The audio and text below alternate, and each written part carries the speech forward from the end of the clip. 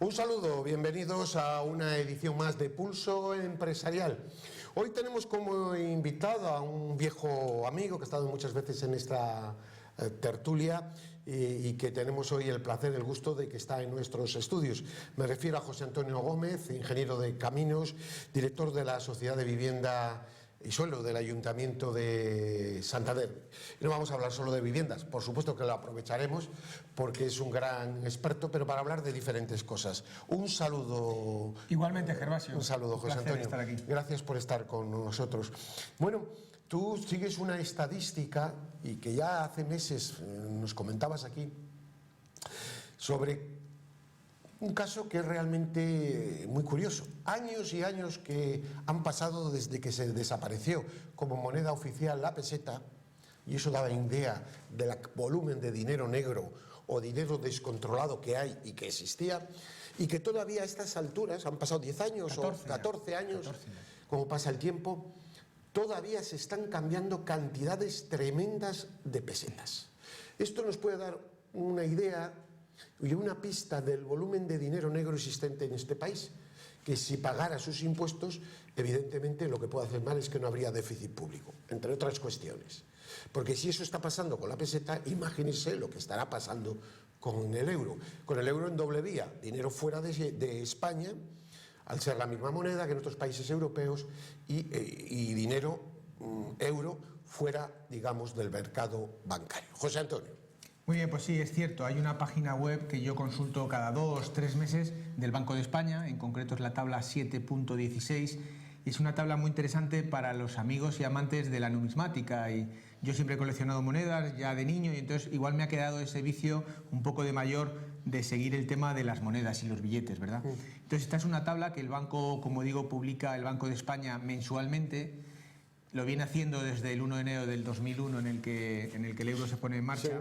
Y realmente es impresionante, o a mí al menos todavía me impresiona, en su última columna, y te he traído una copia para ti, cómo indica todavía en millones de euros, pero en definitiva la cantidad de billetes de pesetas que los españoles tenemos en nuestras casas o guardado en algún sitio, y que mes a mes todavía se va cambiando. Y entonces llevamos ya varios años, que es una constante mes a mes, en el que, si te fijas, va disminuyendo 1 millón de euros mensuales, es decir, 166 millones de las antiguas pesetas que todavía se están llevando cada mes a ventanilla del Banco de España, que recordamos a toda la gente que nos está viendo que es el único sitio que hoy te recoge billetes, no ya monedas, que las monedas de peseta hace ya un par de años que se dejaron de recoger, pero todavía se recogen billetes, se seguirán recogiendo de hecho hasta finales del 2019, momento en el cual ya ningún billete de peseta podrá ser trasladado o cambiado a euro, ¿no? Entonces es una cantidad apabullante. 861 millones. Millones de euros que todavía hay en pesetas. Pero no es tanto la cantidad. ¿Y cuánto cantidad, se ha cambiado luego? Claro, fíjate, mes a mes la diferencia, vas viendo que todos los meses se cambia a euros lo equivalente a 1 millón de euros, es decir, 166 millones de pesetas. Tú imagínate, yo no sé cuántas sucursales del Banco de España hay repartidas por ahora todo menos, el país. porque ahora menos, quitado, sí. Por ejemplo, Santander te tienes que ir a Bilbao, o te puedes ir igual a Oviedo, pero hay que ir a ventanilla y hay que ir con los billetes. Y sí que es verdad que si tú vas con menos de 499.000 pesetas no te piden ni el carnet de identidad, porque es lo equivalente a 3.000 euros. Y como bien sabes, si tú cambias menos de 3.000 euros no tienes que identificarte. Una ley que quizá en su día, cuando se hizo, tenía que haber sido más exigente, porque lo cierto es que de 3.000 en 3.000 euros yo puedo ir mañana cambiando de 495.000 en 495.000 pesetas, salir del Banco de España sin que nadie me haya pedido absolutamente nada de identificación. ¿Qué pasa? Que para cambiar todos los meses 166 millones de pesetas, si divides entre los 20 días laborables que abre un Banco de España, cada día laborable tienes que cambiar en España 8 millones de pesetas. Y si ponemos encima de esta mesa 8 millones de pesetas en los viejos billetes de pesetas, te puedes imaginar, claro, lógicamente esto no lo hace ni una, ni dos, ni 10 personas. Esto serán muchas las personas que, según donde tenga todavía almacenado esa cantidad ingente. Destruir. Ah, bueno. Sí, no, almacenado para cambiar a euro, que seguirá siendo dinero incontrolado, porque al final ese euro le vuelves a llevar al sitio donde tenías tus pesetas. Exactamente. Pero por lo menos ya será un billete que podrás gastar, mientras que la peseta, como bien sabes. Pero hay una cosa, José Antonio, si esto se extrapola en 14 años, nos hacemos la idea es que el volumen monetario que había fuera de control no solo taparía el déficit público actual del 98%, sino igual del 200%. Efectivamente, o sea, la verdad es que la cifra fuera de control, ¿no? Es increíble. Yo no me imagino y he querido hacerme yo la imagen de esta gente que se acerca al Banco de España, porque tú puedes encontrar un día haciendo limpieza en la estantería de tu madre un billete de 1.000 duros de los antiguos y te dan los 30 euros si quieres cambiarle. Y ahora ya si vives en Santander o en Cantabria no te vas a ir a Oviedo, te cuesta más el viaje. Claro, los 30 euros que te van a dar por el billete no merecen la pena. Pero cambiar cada día 8 millones de las antiguas pesetas son muchos billetes y eso no los encuentras haciendo limpieza en la estantería de la abuela. Pues son unos datos realmente, como siempre, los que nos trae José Antonio, que es una persona muy minuciosa y que está muy al día. Bueno, hablábamos hace meses, decíamos aquel día, y me dice José Antonio que sí, que la desesperanza se combate con ilusión, y yo lo vengo diciendo. Sí. Pero ¿cómo ves en la situación actual? Mira, yo veía estos días o ayer al presidente del gobierno que hablaba que estas Navidades son las primeras fuera de la crisis. Y yo digo, España ha mejorado bastante si se mira con 4 años atrás. Eso, sin ningún tipo de duda, no es discutible, diga lo contrario. Sin embargo, también digo, ¿pero qué dicen este 22% que está en paro? ¿O qué dicen estas personas que ya se han quedado sin prestación? Entonces, las dos cosas son verdad y forman parte de un todo. Por lo tanto, habría que buscar el término medio. Ni un triunfalismo desorbitante, ni por supuesto, lejos de cualquier pesimismo. Es decir, un razonamiento de que estamos en camino de la mejora. Pero es verdad que se han quedado muchos empresarios fuera, muchos empleados fuera y muchas personas que hay que incorporar al gran camino que debe de ser. Sí. Por lo tanto, yo creo que haría falta esas posiciones intermedias y sensatas como la que tú creo que traes. Sí, bueno, la verdad es que a pesar de parecer una obviedad, hay obviedades que de vez en cuando hay que decirse a sí mismo, hay que escribirlas, incluso hay que verlas. Nosotros en nuestra oficina de la Sociedad de Vivienda, esta frase la tenemos muy presente, tan presente que cualquier persona que entra en nuestra oficina es la primera frase con la que se topa, y es que la desilusión solo puede combatirse con ilusión. Y yo no me gusta mezclarlo con el triunfalismo, porque triunfalismo uno triunfa cuando ha ganado una batalla. Y aquí la batalla, como tú bien has dicho, no está ni con mucho ni de lejos ganada. Exacto. Pero la ilusión, que es una actitud para acabar triunfando, es importante. Es decir, es cierto, y nosotros lo vimos día a día, que la gente está atravesando, esa gente que no tiene hoy empleo, que es básico para desarrollar tu vida, está atravesando un momento muy duro. Pero incluso en ese momento muy duro puedes optar por el camino de la ilusión o por el camino de desilusionarte aún más y caer aún más en ese hoyo profundo. Para eso necesitamos una estructura familiar, una estructura de amigos, una estructura de una ciudad y de todo un tejido político que te apoye, pero está claro que la ilusión es el primer paso que tienes que dar para conseguir en el futuro ese triunfo, ese triunfalismo. Pero José Antonio, ¿tú no crees que se habla mucho de medidas coyunturales, estructurales? Muchas veces no se llega al fondo, porque muchas veces queda mucho en palabrería, y lo digo así de claro, sí. Pero se habla cero. Lo hablamos pocas personas o lo hablan instituciones, evidentemente, como es la Iglesia, sí, etcétera. Pero no se habla de amistad, no se habla de comprensión, no se habla de unión. Lo que se habla es de desunión, de palabras a veces. El otro día yo me quedaba pasmado en la comparecencia primera del ministro de Sanidad, en la que más o menos casi le insultaban, le insultaban, así la recibía. Es decir, en política no debe valer todo. Y una parte de la crispación, hay dos grandes responsables de la crispación de este país. Los medios de comunicación, en primer lugar, que se han convertido en un sensacionalismo absoluto, y la clase política. Son corresponsables de un deterioro social, de un deterioro en las relaciones humanas muy importante. No sé si lo Estoy absolutamente de acuerdo. Es decir, hay líneas que no se deberían cruzar ni en política ni en otros campos, como puede ser el de la comunicación, y hace ya mucho tiempo que en los dos se cruzaron. Y además ahora ya se cruzan sin ningún tipo de reparo. Es decir, la agresión, iba a decir verbal, pero ya no solo verbal, sino gestual, sí, que los políticos en general, todos contra todos tienen, y más cuando se acerca un periodo electoral, como vamos a vivir dentro de 5 meses en nuestro país, es terrible. Y eso los ciudadanos es lo que más van a castigar dentro de 6 meses. Es decir, todo aquel político que no sea capaz de mantener el equilibrio, la serenidad, la compostura, las buenas maneras ese señor va a ser castigado dentro de 6 meses. ¿Tú tienes esa esperanza, entonces? Yo tengo esa esperanza, sí, claro. Yo busco líderes, yo busco personas. Primero, modélico es quizá un término demasiado exigente, pero alguien de quien uno se pueda sentir mínimamente orgulloso. Y entonces yo, que soy una persona, me gusta la política y suelo seguir los debates tanto de plenos municipales como de plenos autonómicos, de vez en cuando el telediario nos arroja plenos a nivel nacional. Esta la crispación política que se vive, que ya no hablan del ciudadano, ya no hablan de qué hacemos para mejorar tal o cual cosa. Se habla de atacar al de enfrente para buscarle el más mínimo resquicio e intentar hundirle. Es decir, se cruzó una línea moral hace mucho tiempo. Tú y yo hemos hablado muchas veces que nuestra crisis es verdad que ha sido económica, pero detrás de la económica, que de esa saldremos, va a quedar una crisis más profunda y más dañina, que es la de valores. Bien, hablamos de vivienda. Vamos a ver. ¿Se recupera el mercado, como dicen algunos, o va muy lentamente? Por un lado, vamos a hacer un planteamiento general, sin entrar en la sociedad de vivienda, lo que es Santander, y vamos a hablar, como tú conoces cómo está el sector, cómo está el sector. Bueno, vamos a decir primero, lo hemos dicho más veces, pero no me canso de repetirlo, que Santander es una ciudad que en cuanto a vivienda libre, es una ciudad muy cara. Es decir, la sexta capital más cara de España. Lo dicen las estadísticas desde hace ya muchos años, no tiene nada que ver con la crisis económica, por el motivo que sea, por las circunstancias socioeconómicas de Santander. En Santander, una vivienda libre siempre ha estado por encima de los 2.500 euros el metro cuadrado. No digamos ya si nos vamos a zonas que todos conocemos muy caras de la ciudad, en la que no compras una vivienda por debajo de los 350.000, 400.000 euros.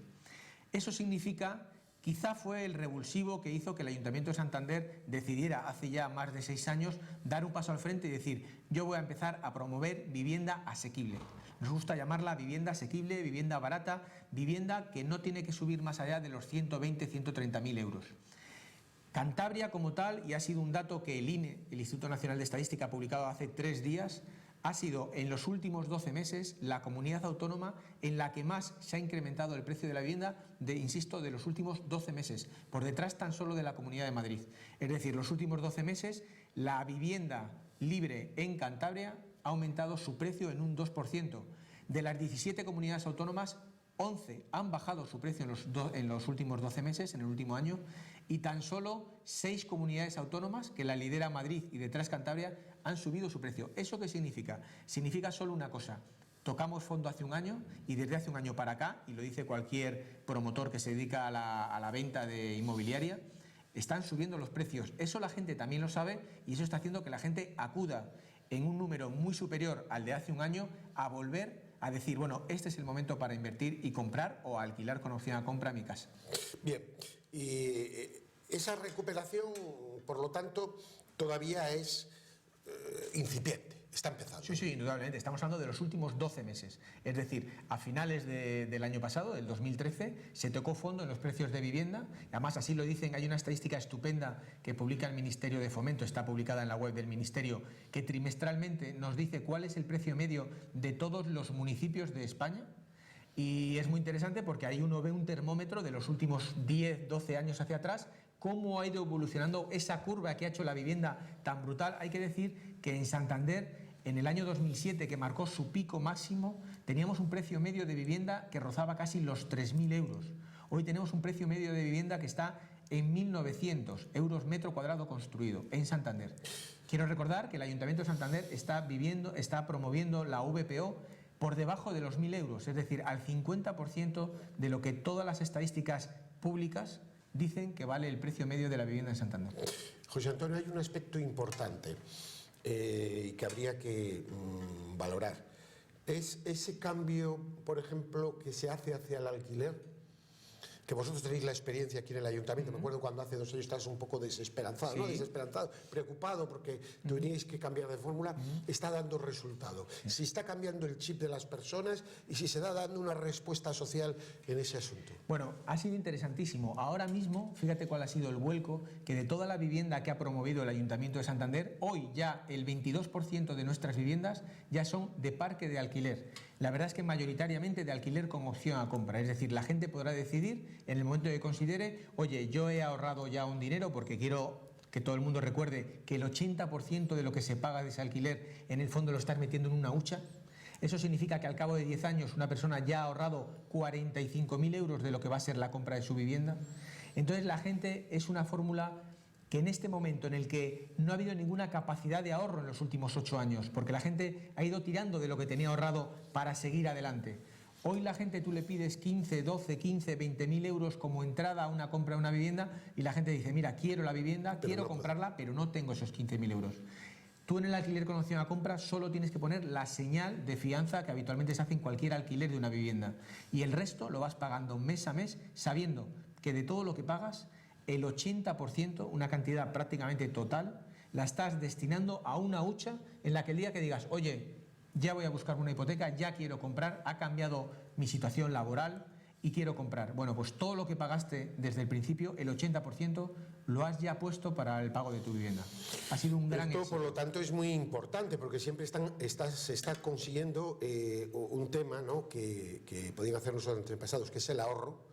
Y por otro lado, se está proporcionando una vivienda, se está proporcionando la dignidad de la persona, que creo que va unida a la vivienda. Pero ahí se topa con un tema, que es España tiene uno de los niveles salariales más bajos de la Unión Europea.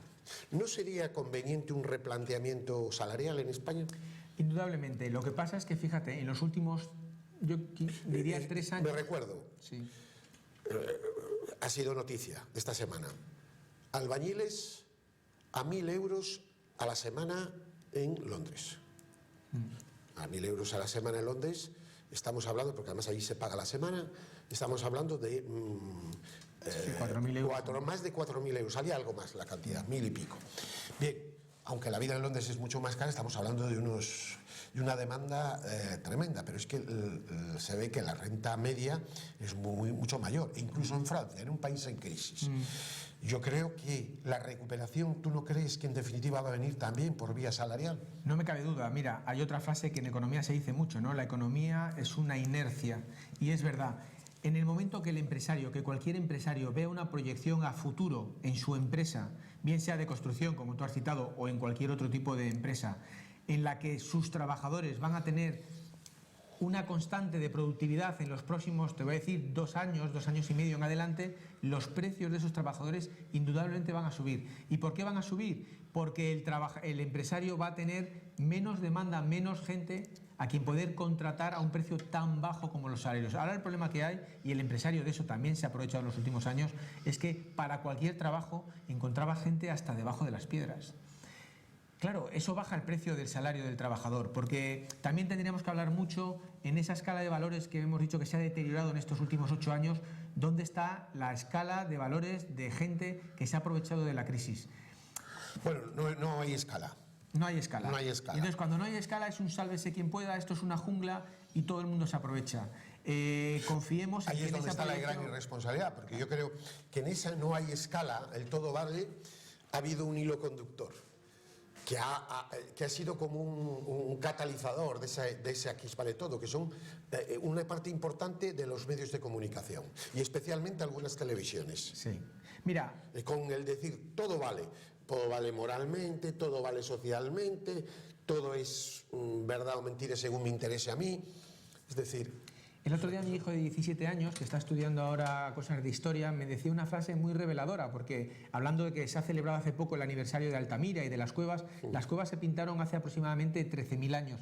Me decía, mira papá, es que el ser humano en estos 13.000 años ha cambiado igual la brocha del bisonte por el iPad que ahora tienes en casa, pero dentro somos el mismo. Bueno, no. Somos el mismo, y el ser humano tiene dentro mucho de egoísta. Entonces a veces nos vestimos, nos ponemos nuestra corbata, nuestro traje y tenemos nuestro iPad o nuestro smartphone y nos sentimos diferente al señor, al maravilloso pintor que hizo esas maravillas en la cueva de Altamira. Somos el mismo, y entonces tenemos que velar porque ese egoísmo intrínseco a veces en el ser humano lo pongamos o le demos la vuelta, como dicen en muchos sitios, demos la vuelta a la tortilla y busquemos nuestro lado bueno que le tenemos y grande, ¿no?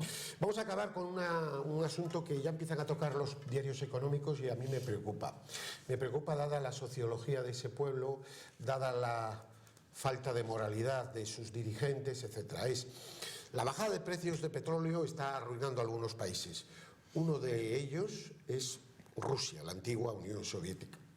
Esto está dando lugar a continuas amenazas belicistas. Ayer veíamos como sobre el espacio aéreo del Báltico continuamente están sobrevolando bombardeos rusos. Otro día una inclusión en cielo noruego detectado por otro avión, etc. Parece que hay algunos analistas que dicen, ante la desesperación del pueblo, se aumenta el nacionalismo, el ultranacionalismo siempre es la salida y el aliado de estos dictadores, ¿no? Porque en el fondo Putin se podrá disfrazar de lo que quiera, pero en sus orígenes, exacto. Al final todas estas crisis son iguales. Si analizamos la crisis de Alemania, etcétera, en su época todo acaba en un nacional, socialismo o lo que fuera. ¿Por qué? ¿Crees tú que ahora en esta época puede haber riesgo de que no se arregle esta situación del petróleo y Rusia eche los pies por delante, como se dice vulgarmente? Bueno, yo tengo un pensamiento y siempre lo comparto con mis amigos. Hay un caldo de cultivo fantástico, hay una fórmula de tormenta perfecta que es crisis económica, corrupción política. Cuando mezclas esos dos ingredientes, está la salsa, está el caldo ya preparado para que los totalitarismos, es decir, la demagogia barata que promete y promete y detrás no hay nada, triunfe.